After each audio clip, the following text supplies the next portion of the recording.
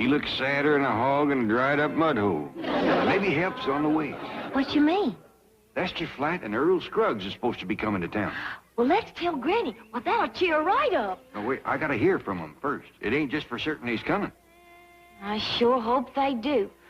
Well, she's even got my critters all gloomed up. Can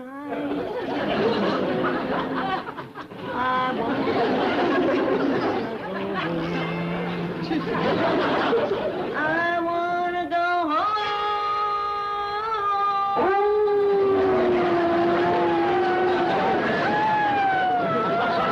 Yeah, they's taking it pretty near as hard as Jethro. Where's he? He's in the kitchen trying to womp up some victuals. 2 days without Granny's cooking has got that poor boy climbing the wall. No more to roam where friends is so dear and the air is so clear. Don't wanna stay here. I wanna go home.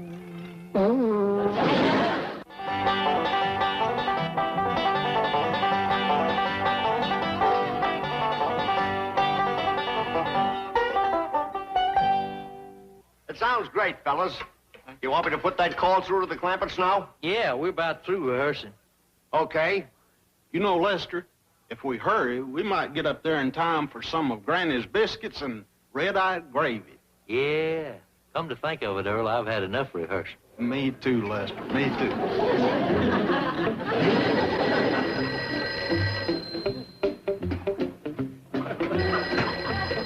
Hello? Hello? Is this the Clampett residence? Yes, it is. I'm calling for Lester Flatt and Earl Scruggs. Well, I'm sorry, they ain't here.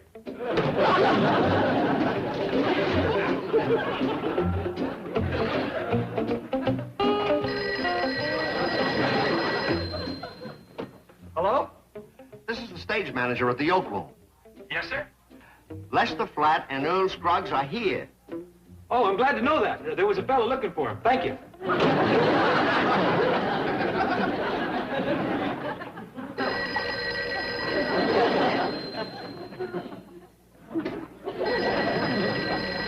Hello? Are you the only one there? Yes, sir, and I'm trying to cook biscuits and red-eyed gravy, so if you don't mind... Don't hang up. Hey, are you the fella that's calling for Lester Flatt and Earl Scruggs? Yeah, that's me. Well, you can find them at the Oak Room.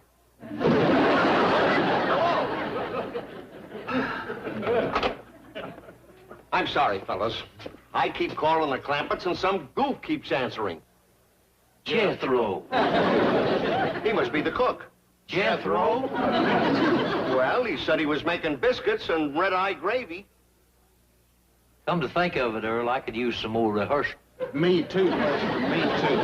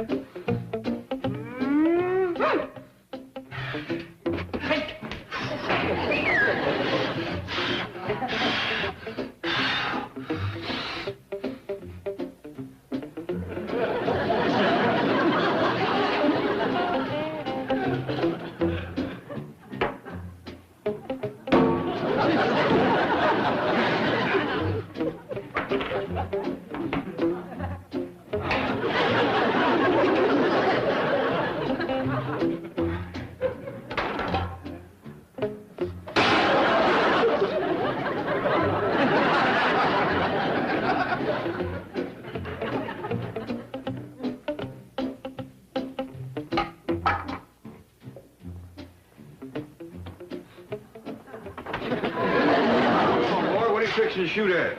That dad-blasted biscuit. Take it easy, Jethro. Uncle Jed, if I don't get me some home-cooked victuals, I'm gonna drop down dead right here in front of your eyes. Is Clampett speaking? Oh, howdy, Miss Jane. Ask her, can she cook? I heard that. Tell Jethro I can cook it. I'll be right over and prove it. Well, yeah, maybe it would be best if you just come on over. Hot dog! Hey, Miss Jane, this is Jethro. Please, hurry, quick. I need you desperate. Bye. He needs me. Last the dear boy realizes we were meant for one another.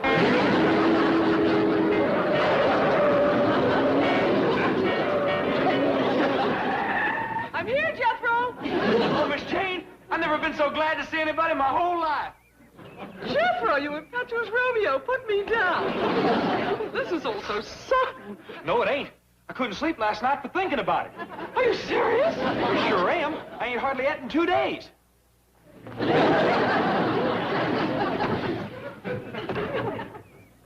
I feel like Guinevere. Do you feel like Lancelot? I don't know what that is. Lancelot and Guinevere, they're like Tristan and Isolde, Eloise and Abelard. I'm sure they're real good, but let's start with biscuits and red-eyed gravy.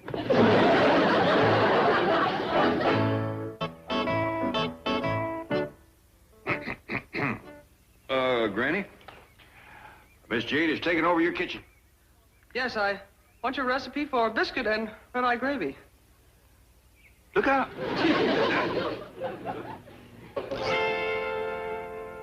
I'm lonesome and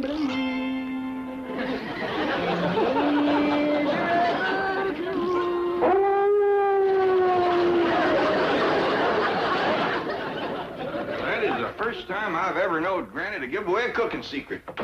I'm afraid it's still a secret. Listen to this recipe for biscuits.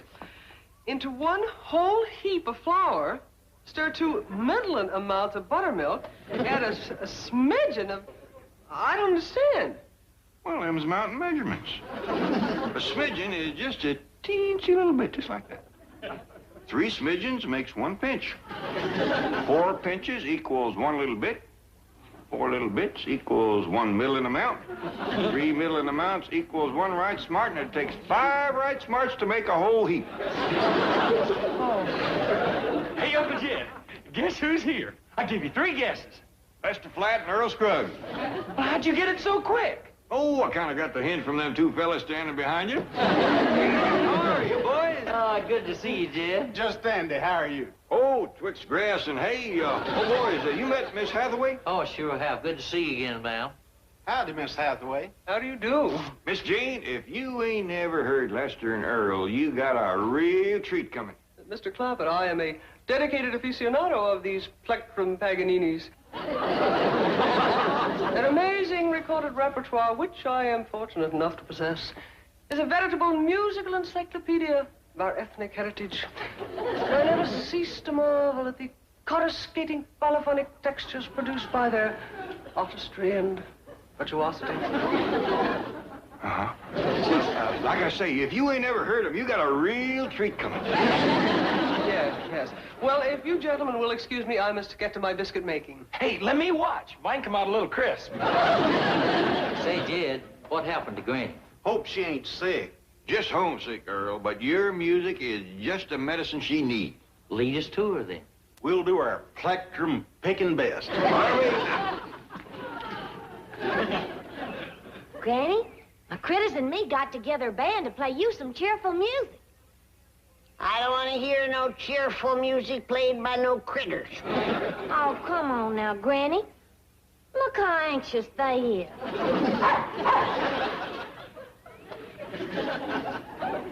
See? They're all ready to commence playing. I didn't mean to commence playing now.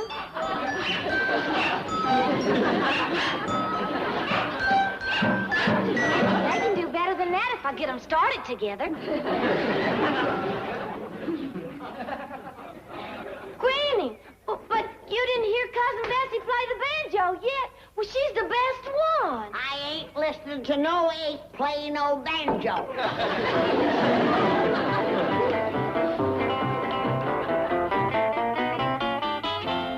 You ready, boy? Let me get my fingers warmed up just a little.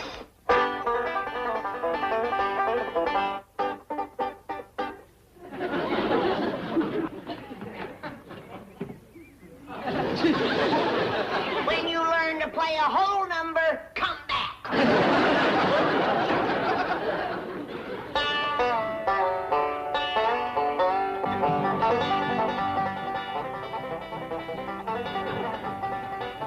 Critter musicians.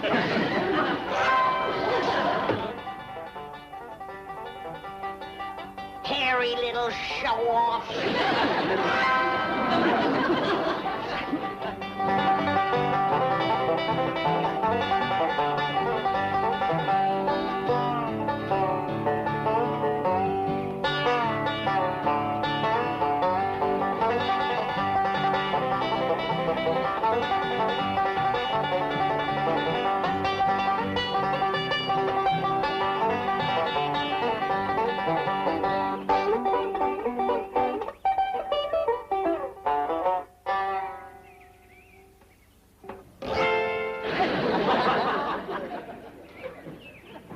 Granny, wouldn't you like to see who was making that music? I've seen him, especially that little goober with the banjo. Granny! Wait, boys. Granny didn't mean that. She ain't herself. Why don't you try Little Girl in Tennessee? That's one of her favorites. Are you game, Dr. Platt? Lead off, Dr. Scruggs. Oh, the little girl of mine, Tennessee, I know she's waiting there for me. Now, don't tell me that. Lester Flat in her garage. Hello, Granny. Howdy, Granny. Well, come in, but don't quit playing and singing.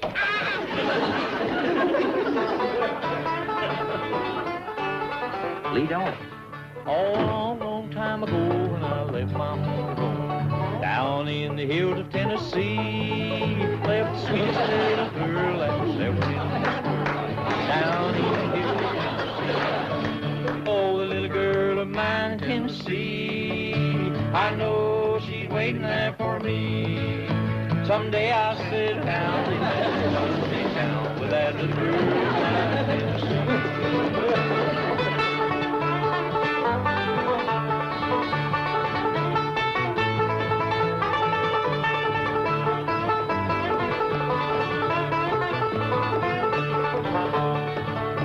She begged me not to go, you'll be sorry, dear, I know, for the way that you are treating me.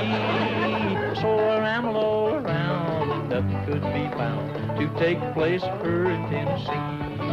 Oh, the little girl of mine in Tennessee, I know she's waiting there for me. Someday I'll sit down in that little country town with that little girl of mine in Tennessee.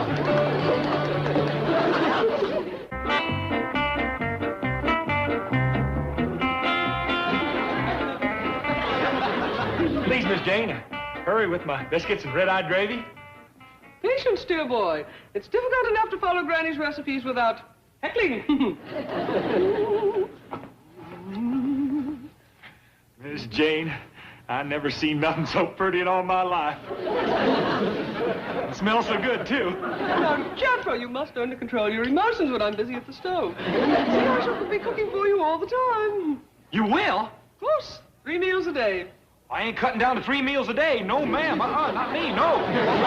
Well, the way to a man's heart. Oh, the biscuits are ready. I'll get them. Jethro, this is woman's work. Now, you sit down, I shall serve you the food, and we'll discuss our future. Our what? Well, there are plans to be made, dear boy. For example, when should we have the nuptials? Well, let's have them with the biscuits and red-eyed gravy. She'll be coming round now when she comes. She'll be coming round now. She'll be coming round now. She'll be coming round now when she comes.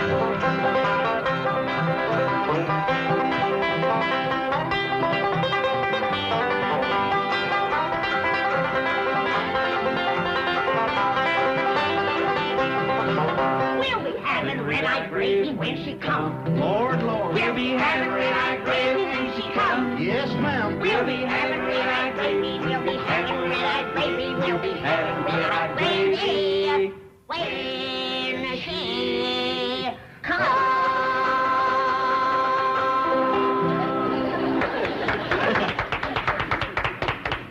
By doggies, if you three don't go together like pone, side meat, and sorghum. Granny, how does it feel to be playing with Lester Flat and Earl Scruggs? Oh, it ain't bad. I've played with worse. Say, Jed, could we step outside for a minute? Well, sure, Lester. We'll be right back. Ellie, honey, run up to the house and fetches a jug. A body's throat gets a little dry singing harmony. Right, Earl? Right, Granny. Well, what do you think, Jed? I got to admit, I never seen Granny happier than when she was singing and playing with you and Earl. Well, that'd be a real favor to us, and I think the folks would enjoy seeing her sitting up there on the stage in her rocking chair, playing her auto harp and singing, and we could give her a solo with a spotlight on her. Lester, I reckon that'd be just about the high spot of her life. Well, let's ask her then. We got one problem, named Jethro. If Granny goes off traveling with you and Earl, that boy's gonna hungry up and skinny to death. Well, ain't Miss Hathaway cooking for him? Forgot about that. Hey, things might work out just fine. Oh, I'm a failure. I'm a failure. My biscuits are terrible. Please don't cry, Miss Jane. Your biscuits are better than mine. Leastwise, they softer.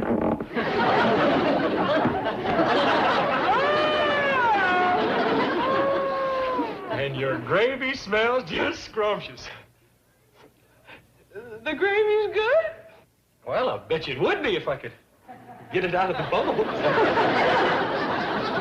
Well, it sure did set up fast.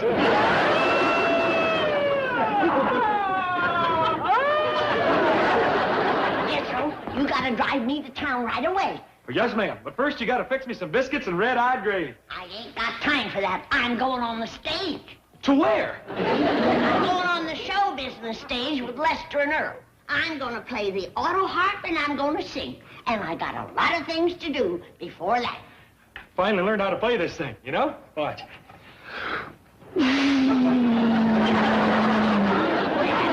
Now go fetch the truck. Well, I'm too weak to drive. Blowing one note on that thing's made me dizzy. I'll drive you, Granny. That's one talent I do have. Fine, come on. Where's Granny going? She's going into town. Now I ain't got nobody to make me biscuits and red-eyed gravy. Now, calm down, boy. Jethro, you happen to be looking at one of the finest biscuit bakers in the state of Tennessee. You? No, Earl here. What's the matter with these?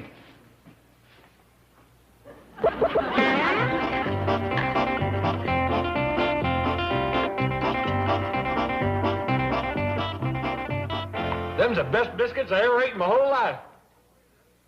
How many did you put away, boy? Oh, it's about a dozen, wasn't it, Earl? Only 11. But there was extra big pans. Sure do think it. Oh, it's their pleasure, Jed, but I thought you said Jethro was a light eater. He is. He commences eating the minute it gets light. Gentlemen. Oh, Miss Hathaway, did you bring Granny back? No, I left her at the beauty shop. Beauty shop? She said she'd meet you later at the club. Boys, you worked a regular miracle. Granny wouldn't go near a beauty shop before this. We better be moving along, Lester. Yeah, you're all invited to the show. We'll save you a table right down front. We'll be there. Indeed we will.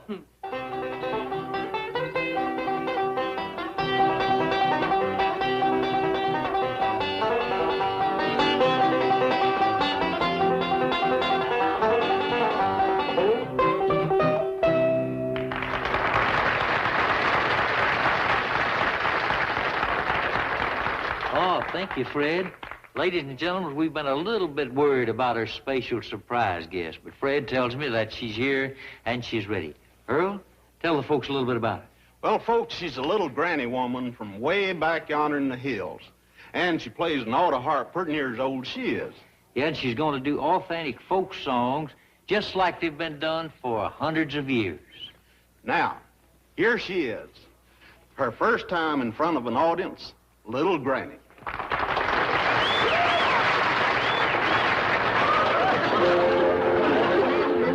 Yeah, yeah, miserable too. Yeah, yeah, one thing to do. Oh, yeah, wanna go home. Home to the hills. Yeah, yeah, rocks and the reels. Yeah, yeah, folks can hide stills. Oh, yeah, wanna go home. Wanna go home. Wanna go home. Wanna go home. No more to roam. Grandkids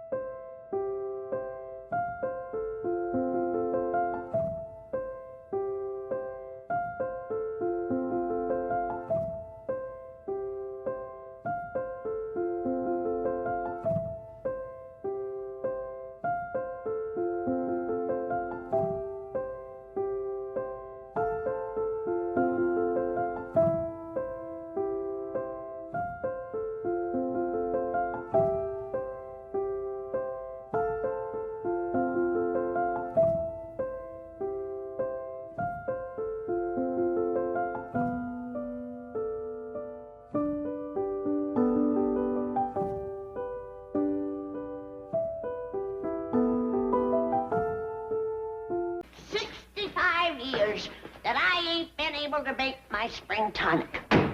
And just because you can't find medical supplies in Beverly Hills. But don't blame me, Granny. I took you to every drugstore in town. Don't call them places drugstores. Granny's right, Jethro. Put the truck away. Yeah, but the sign on the front said drugstore. I don't care what it says. I say they's not drugstores. They is what-not shops. Granny's right, Jethro. Put the truck away. You can buy automobile tires, bed springs, chocolate sodas, but just let a doctor walk in like I done and ask for a simple healing drug, like bull nettle root and wahoo bark, and they look at you like you were some kind of a nut. Granny's right, Jethro. Put the truck away. Well, maybe they don't sell bull nettle root or wahoo bark. Then don't call them drugstores. Granny's right, Jethro. Put the truck away. But the sign on the front said drugstore. Jethro, put the truck away. Granny, look what come from Aunt Pearl while you was at the drugstore. I didn't get took to no drugstore. I got took to a what-not shop. What's a what-not shop? That's what Jethro calls a drugstore. You can buy step ladders and garden hoses and cheeseburgers. Open the box, Granny. But when a doctor like me walks in and tries to buy a few life-saving drugs, then you find out it ain't no drugstore. But the sign out front said drugstore. Jethro, put the truck away. I don't care what the sign says. Open the box, Granny. If you can't believe a sign, what can you believe? What I believe. Look here, Granny. Aunt Pearl sent you everything you need for your tonic. I wouldn't have had to take you to the drugstore. Take me where? He needs a what-not shop. Now, let's all get together and help Granny make her spring tonic. Jethro, you go out and light a big fire under the kettle. But you told me to put the truck away. Well, now I'm telling you to make a fire. Get going. Put the truck away, Jethro. Light a fire, Jethro. I just got two hands. I'm only human. And it ain't a what-not shop neither. It's a drugstore.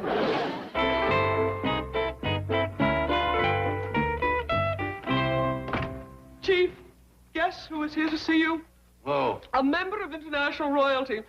Her Ladyship the Countess Maria de Beauchamp Constantine Smythe Breckenridge de Cordoba Halgulcher Bianca von Holstein. No. Yes. Well, lock the vault and tell her I'm not in.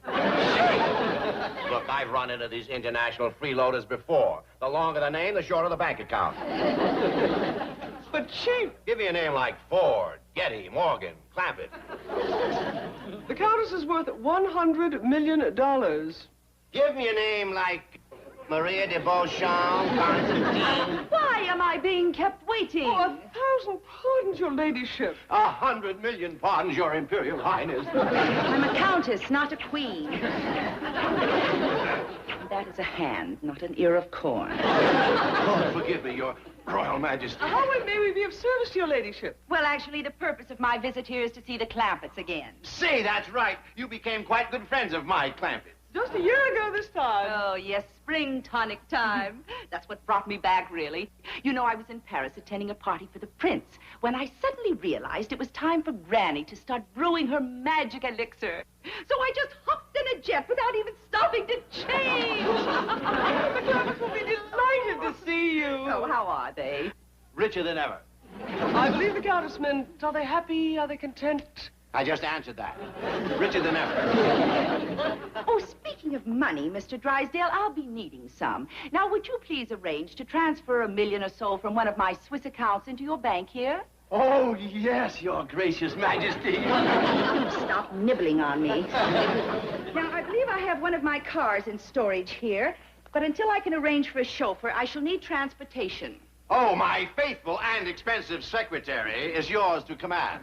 It would be my pleasure, your ladyship. Well, thank you. That's very kind of you. You know, I'm absolutely helpless without a chauffeur. Oh, speaking of chauffeurs, how is Humphrey? Who? The rather elderly gentleman who was driving you last year? Yes, after some of Granny's tonic, you married him? Oh, of course, Dad Humphrey. Oh, dear, sweet man. I lost him soon after the wedding. Oh? What a pity. Yes, we were given a huge wedding reception, and I lost him in the crowd. You never found him? No, and I stayed until the last guest had gone. Well, here's the information you'll need on my Swiss bank. Now, let's run along, my dear. We have lots of shopping to do. You know, speaking of Humphrey, I miss him terribly. He was such an excellent chauffeur. I'll tell the Clampetts to be expecting you. Oh, yes, thank you. I do hope Mr. Clampett hasn't changed. He was so different. Such a vital, stimulating man. He still is. Richer than ever. Found a dandy bunch of bottles for you. Good. Where'd you get them? At the drugstore. Where? At the whatnot shop. That's better. Now, you and Ellie take them into the pantry and wash them out good with my lye soap. Come on, Jethro.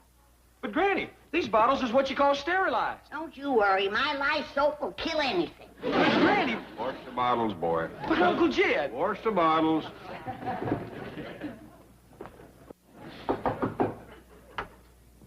May I come in? Why, you bet you can. Howdy, Mr. Drysdale. You're just in time to have some of Granny's spring tonic. That's right. Ah, yes. The magic elixir that has brought Her Highness all the way from Paris. What? That brought who? From where? The Countess von Holstein, you remember her. Oh, yeah, that's that pretty woman with all the jewels and the big car that took such a liking to your tonic. You mean took such a liking to you? Made a big fuss over Jed. I know. Oh, that was just a tonic talking. Besides, she's a married woman. Not anymore. And she's coming to see you. Me? Here you are, Mr. Drysdale. I cut it some for you. Thank you. Well, here's to the Countess von Holstein.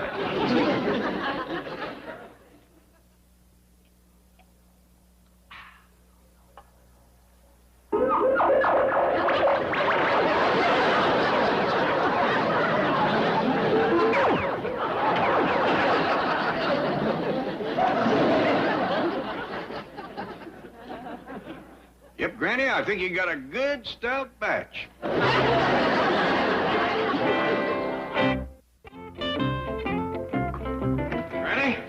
I reckon you better cut that tonic a little more for city folks. Uncle Jed? I finally got Mr. Drysdale home, but he was hiring a hawk. Uncle Jed? He grabbed his wife and kissed her like to scare that poor woman to death. Uncle Jed? What is it, Jethro? When you marry up with the Countess, are you going to live in a castle with a moat and a drawbridge, and a tower and a dungeon, and knights in iron suits fighting with swords and lances and rescuing damsels in distress? Hold it. Who said I was going to marry a countess? Well, Jethro, get back to your job. You know that tonic has to be bottled before the full of the moon or it'll turn on us. Granny, did you start that story? Of course not.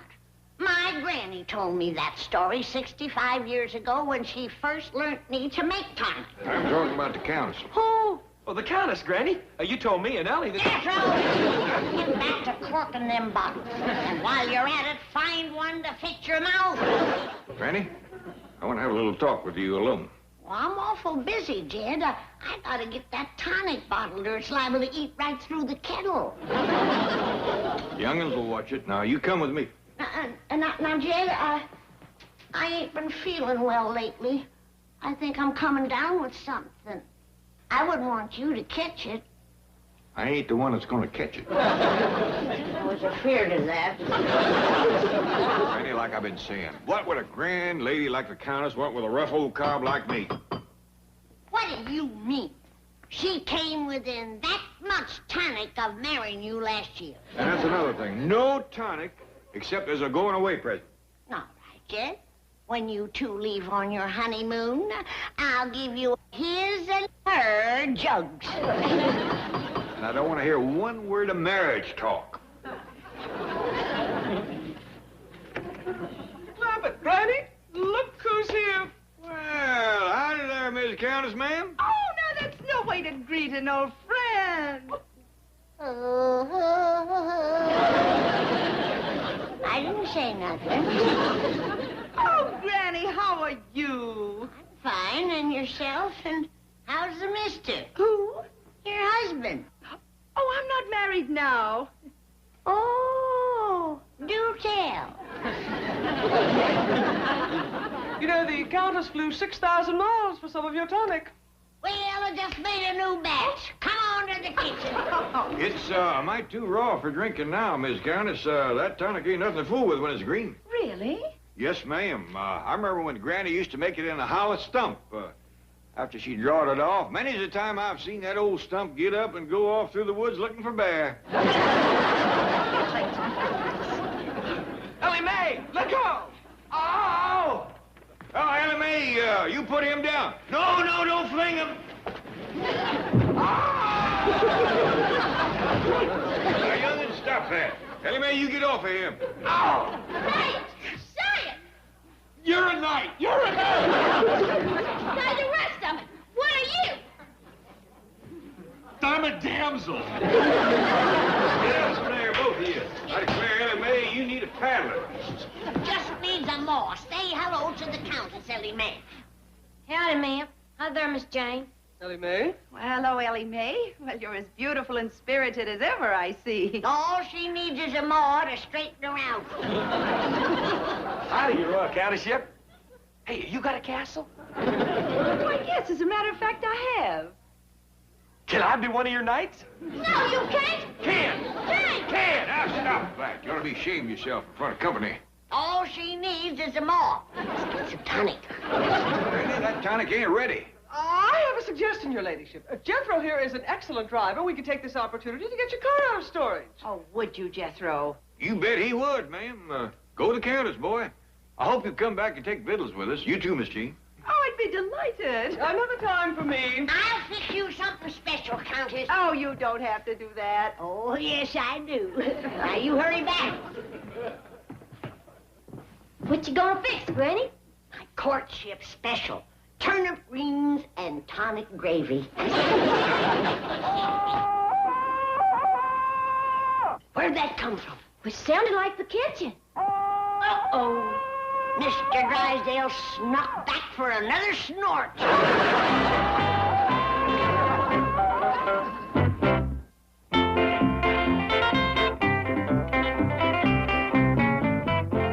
Do, do, do, do, do, do, do.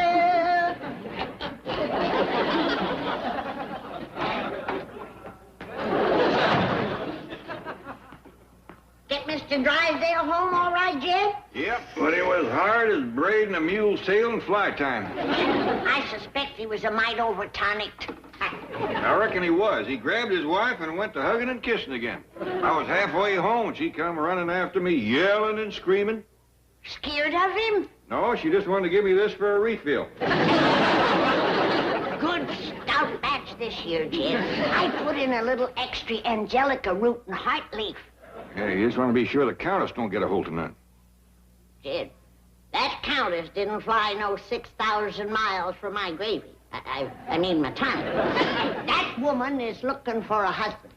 Now, you get upstairs and mow that stubble off your face and put on some decent clothes. Granny, the Countess may be looking for a husband, but it ain't me. What are you talking about? Why, the minute she caught sight of you, she commenced grinning like a fox eating yellow jackets. Forget it. How about Humphrey? He was twice your age and she married him. Only because she was tonic to the eyeball. Well, she wasn't. I don't want to hear no more about it. I know how fond you are of matchmaking, but this time you're toting water with a leaky bucket. Jed, you have heard my last words on the subject. Good. I give up. I quit. Thank you. But, just let me say this. A beautiful peach like the Countess ain't gonna hang on the tree forever. And if she gets picked, don't you come crying to me, and that's all I'm gonna say. Thank you. I tried to talk cold turkey to you, but I can see it's gonna take hot gravy. What does that mean? Never mind. Just remember what I told you. Before or after your last word?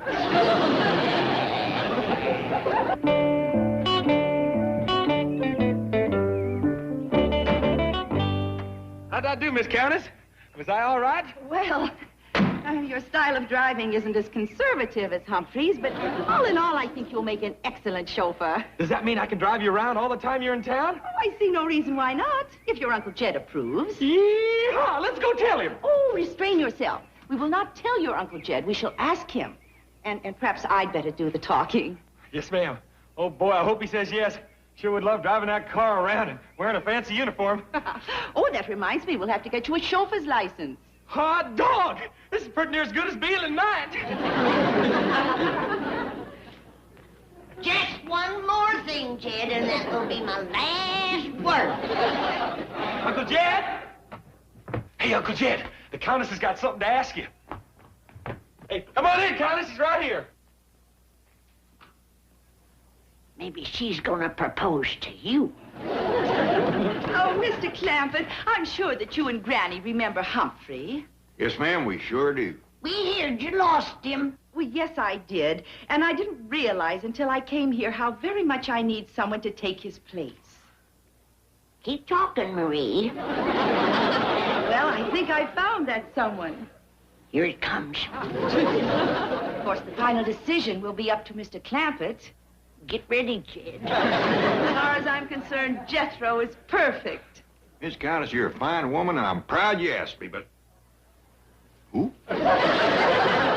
Jethro! Me, Uncle Jed. Hey, please say yes. I just love that fancy car, the Countess's, and I can go everywhere with her. And wear a fancy uniform. Oh, there's more to it than that. I know, we got to get a license first. That's just the beginning. Suppose you and the Countess don't get along together. Well, heck, fire. I'll just up and quit. Boy, you are green enough to stick in the ground and grow. Marie, ain't this kind of sudden? Oh, well, I guess it is, Granny, but I had to find someone quickly. I'm only going to be here a short time. Uncle Jed says it's all right to go ahead and get the uniform and the license, but then we got to come right back here and talk it over some more. Come on, Countess. Just one thing before you go, ma'am. Was this your ideas or Jethro? Well, he was the first to mention it, but I must confess I've been thinking the very same thing. Well, we'll hurry back. I still haven't had any of that tonic. Good thing. They'd have done been hitched in honeymoon. Jed, don't say I didn't warn you. The peach has done been picked. It ain't the peach I'm worried about. It's the picker. What are you gonna do now? I'm gonna do me a little peach poaching.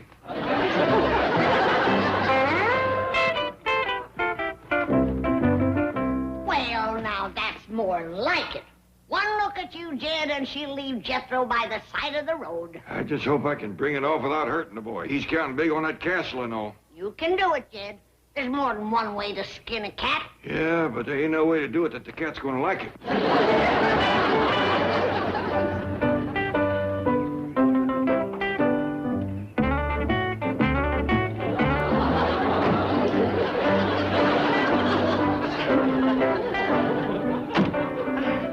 Jethro, I know I promised that you could pick out your own uniform, but this is a little ostentatious.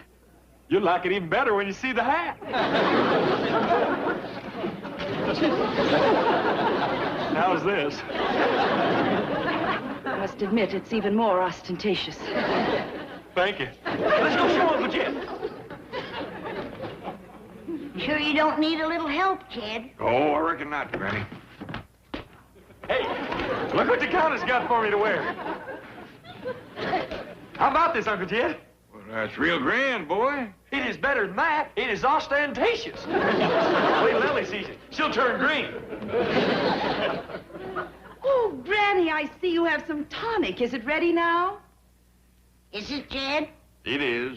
Give her a double. And then, could you and me have a little talk alone in the parlor? I'd be delighted. Thank you. Oh, that's Marie's car. I found my bride at last. Steady, Humphrey, steady. Your long search is over. I never lost hope. I knew she'd come back here where we fell in love. Last year, in tonic time. Miss Jane, who's this? You remember Humphrey? Humphrey? We thought he was dead. Are you sure he ain't? Just weary. He's been searching for his bride ever since they became separated at the wedding reception. I accidentally locked myself in the wine cellar. Here, old soldier. This'll brace you up. Where's Marie? She's in the parlor getting proposed to. She's where? It's your husband, Humphrey. I forgot to cut it. We've come to take you home. Oh, Humphrey!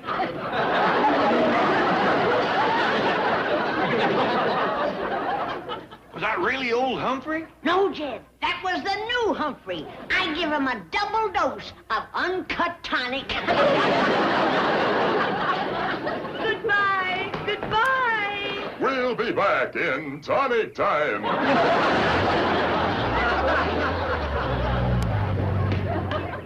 Hey, wait! Come back! That's my job!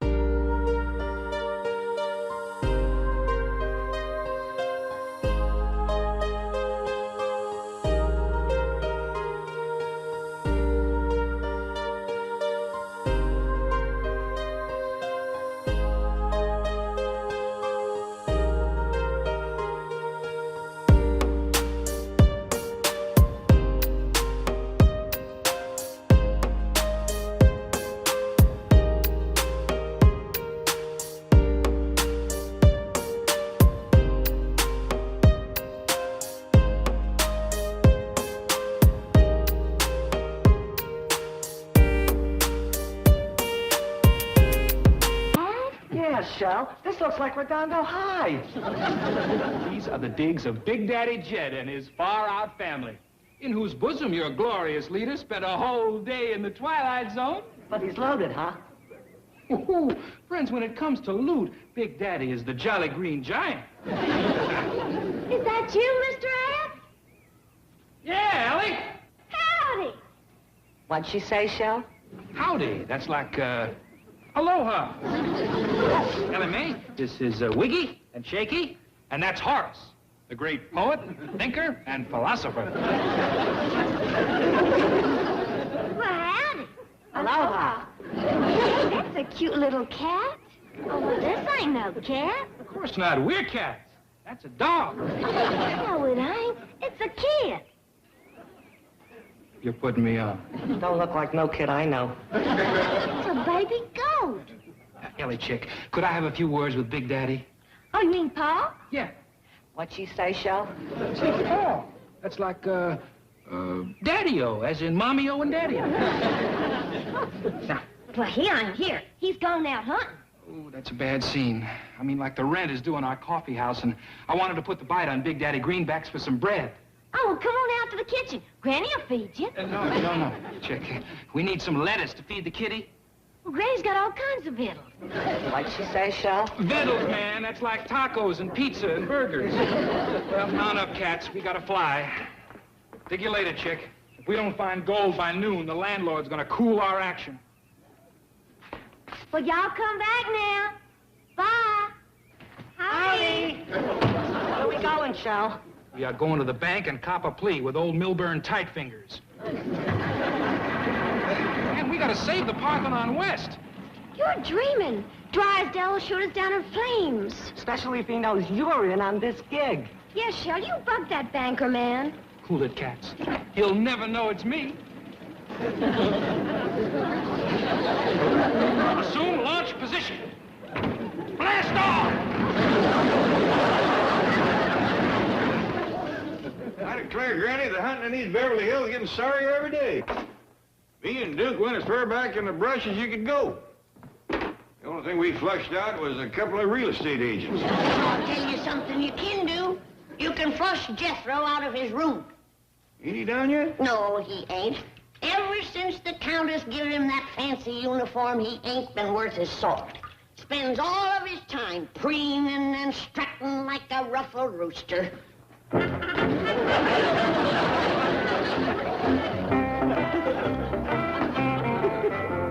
morning, Granny. Good morning, Uncle Jed. Dogged if he don't look like a 4th of July parade all by himself. Thank you.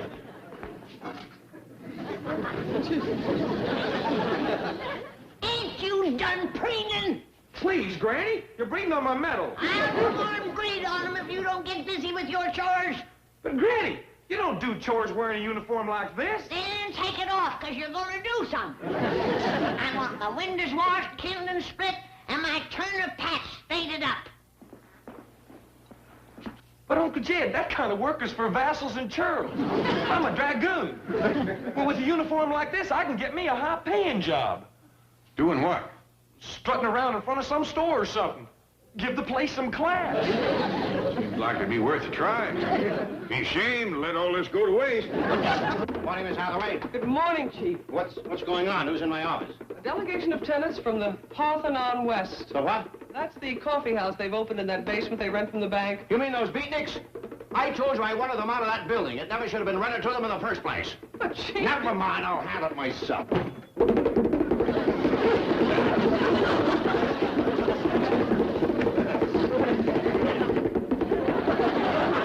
Cool it, group, cool it. It's our kind and generous landlord. Hey, Mr. Moneybags, we got a favor to ask you. Yeah, will you lower our rent? Get out of my office, you creeps! Get out of my bank! Get out of my basement! And get out of my life! Well, what do you say, man? Yes or no? Just thinking it over, cats. The answer is no! No, no, no, no, no, no, no! Don't stop, man. That's a crazy beat. No, no! All right, if you won't leave, I'll have you thrown out. Miss Hathaway! Miss Hathaway! Yes, Chief. Throw them out. And wait, we got another favor to ask. If you won't cut the rent, how about giving us a few extra days to raise it? I just raised it. It's doubled. Did you hear that? Hey, Snow White, where are you hiding the other dwarfs? All you got here is Grumpy. Call the police! Time to split, Horace. Old man Tightfingers is going to whistle up the fuzz.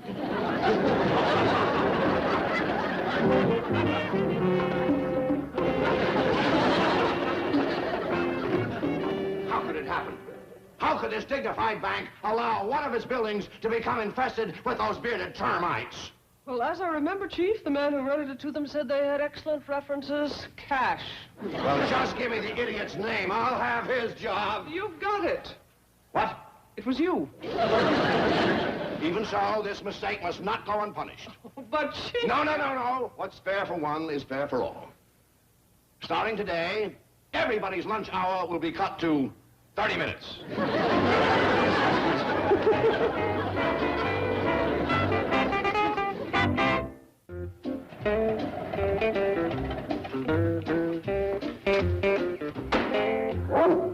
It's all right, Duke. That's Jethro. What'd you do, boy? Get a job? No, I didn't. Heck fire, Uncle Jed. I thought Beverly Hills was supposed to have class. I've been to some of the best stores in town, and you ought to see the way they treated me. No offers at all? Well, it was this fella that stopped me on the street and offered me a job. But I ain't climbing up to no windows, holding no tin cup or no organ grinder. To go polish my medals. I think I'd stay out of the house a mite yet. Your granny ain't got over your last trip through. Put the truck away. Boy, they call this a land opportunity. That's a laugh. Look at me. Educated up to here, and where does it get me? Can't be a dragoon. You can't be a double-knot spy. I can't be a brain surgeon. Too tall to be an astronaut. Too young to be president. What is they left? Put the truck away. We'll think of something.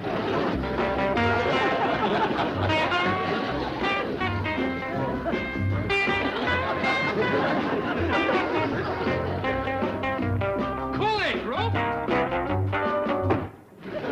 Let's talk to the Clampett chick. Big Daddy is back from the hunt. Here, Wiggy.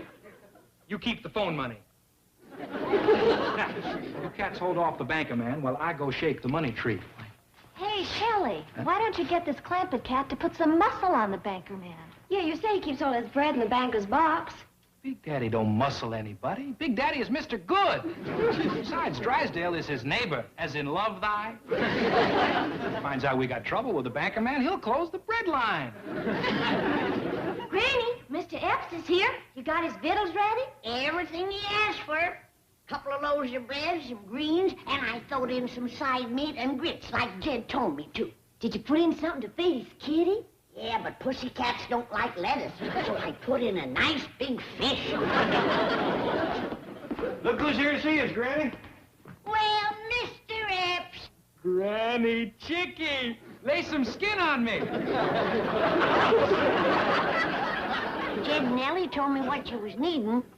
There it is. A whole basketful. Oh, bless you. Come on over and sit down and visit us, Bill. Oh, thanks, Bill, but I got to get that basket of bread back to the Parthenon West. What's that? That's what Mr. Epps calls his coffee house. An oasis in the intellectual desert. Cool, crazy, way out. Couldn't you find nothing in town? It is in town. Parthenon West is the local forum of the far out. A temple of wisdom and culture for the seekers of truth. A treasury of art and beauty. A subterranean Taj Mahal. Doggy. Sound like just the kind of a classy place Jethro'd like to work. Jethro? Oh, you mean that big, strong cat, a Super Clyde. I recollect you called him Clyde, but his real name is Jethro. And I'd appreciate it if you'd let him hang around your place. Oh, Big Daddy, your slightest wish is engraved on my fern. You have Clyde fall by. And now, dear hearts, I must take my leave. May the saxophone of life blow you nothing but cool notes. Oh, you are fighting poverty. Please accept the eternal gratitude of...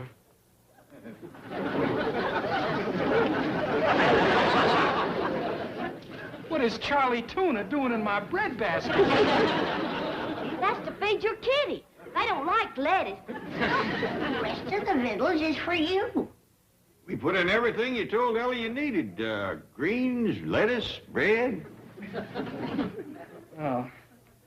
I can see my State of the Union message got a bad translation. The kind of victuals we need is like a money pizza. You know, a cash burger. Those little green pictures of presidents.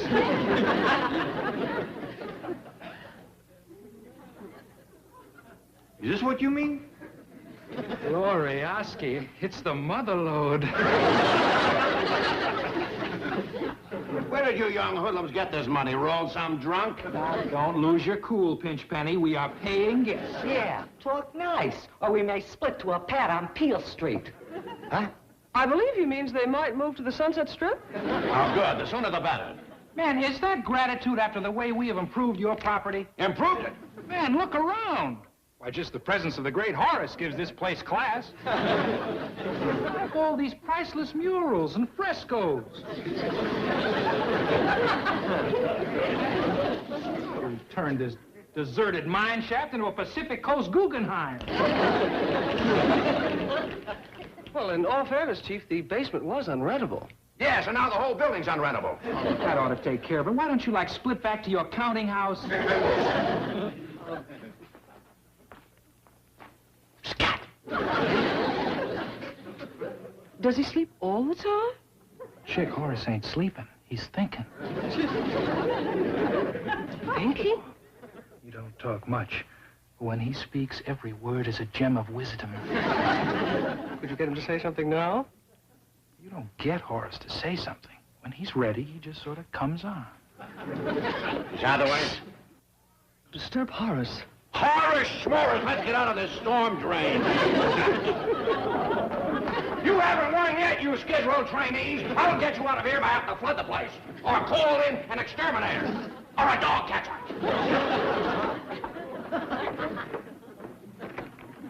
Gee, what a nice man. I bet he sleeps in a little green box. And takes grouch lessons at night. Get him, cats. Remember, we were Tap City. But now we're like Paid-Upsville. Let there be music and merriment.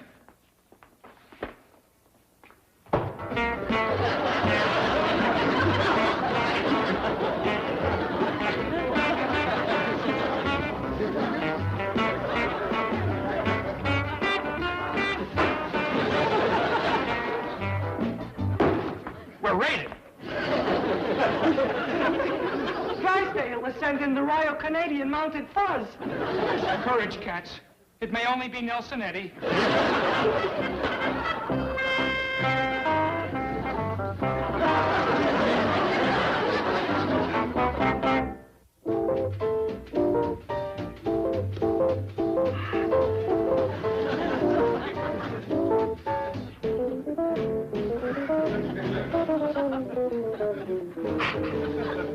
Now, look, Cats, I'm laying it on you straight. Big Clyde is part of the package deal. You're kidding. I think he's kind of cute. Yeah, and just like Big Daddy, he has got a heart of gold. Then how come he wears that jumbo switchblade? I don't know. It's part of his gig. He thinks he's something called a dragoon. What kind of goon? Cool it. I think he's kind of cute. All he wants to do is walk up and down out front and say howdy to the Cats. Say what? Howdy. That's like aloha? Shelley, this place will be like Emptiesville with the student prince out front. Yeah, what if he starts loose with the Indian love call or something? I dig that Clyde is Mr. Cube. All he needs are new threads and a little cool. I think he's kind of cute. Squirrel, he's your project. Round off the corners and get him on the beat. Game? Like ready, Freddie.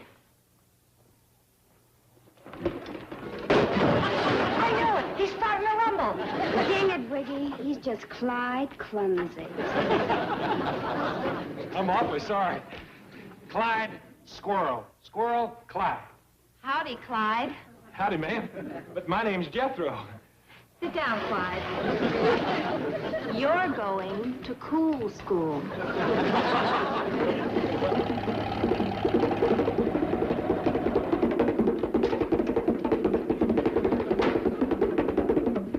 Hey, these are crazy wheels, Clyde. That last bump, I thought Horace was going to come up with something.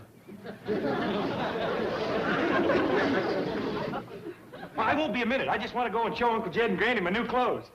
Freds, Clyde, Freds. Yes, ma'am. I'm sorry. Boy, will they be surprised when they see me. Like they'll flip when they dig you. Yes, ma'am. If y'all want, you can come in the house. Make the scene in the pad. Yes, ma'am. I'll get it right. Oh, boy. Is that cat out to lunch? How can you go ape over him? He is the square root cube. Look at me. I am what you call cool. Well, no wonder. Where's your clothes? These is my clothes. I mean my new strings. String? Or is that threads? Yeah, that's it. Anyway, there's a gas. What happened to your uniform? Oh, I split that gig.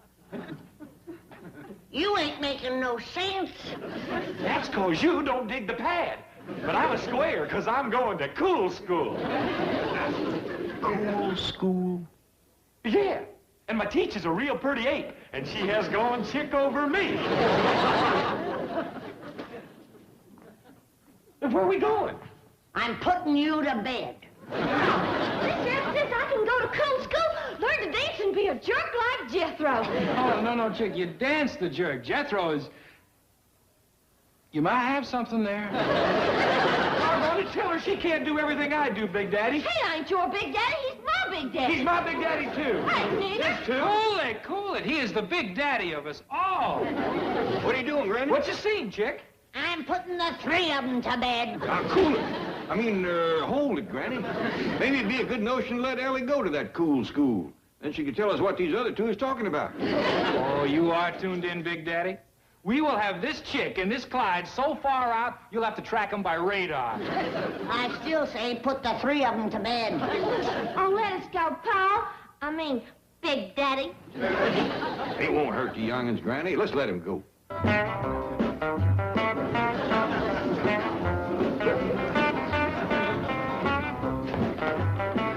Ellie, chick, you're digging great.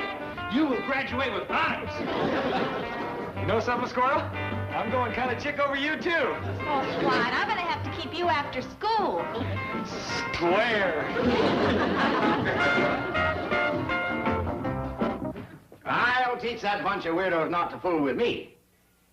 In exactly 4½ minutes, all power to that basement will be turned off, and the Parthenon West will be as dark as the Parthenon East. Gee, what a nice man. No lights, no jukebox, no espresso machine, no nothing. Chief, that is hardly fair. They paid their rent even though you doubled it. Yes, I wonder where they got the money. Well, I understand they found a sponsor, someone they call Big Daddy. Well, Big Daddy's show is just about to be canceled.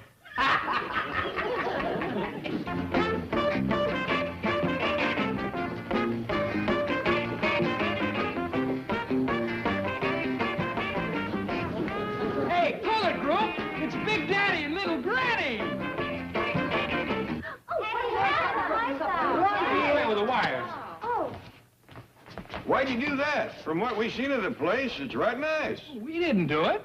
Somebody's killed the juice to our hot wires. There goes the Parthenon West. Yeah, nobody wants to see these ruins by moonlight.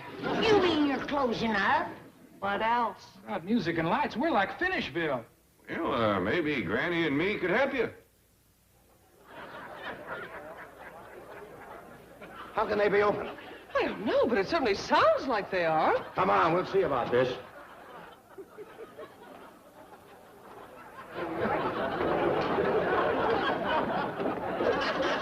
Hey, it's Snow White and Grumpy. And you're just in time. Big Daddy and his crazy combo are ready to play the next set. You have music? And lights, all through the courtesy of Big Daddy. Eyeball that bandstand. That's Big Daddy. In the cool, cool play.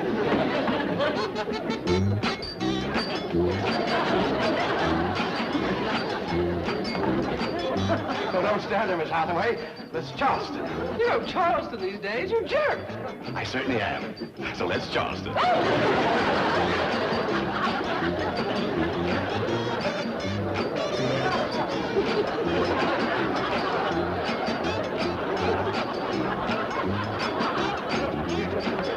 Horace just said something. Ain't that a gas? We've been waiting 3 weeks and we missed it.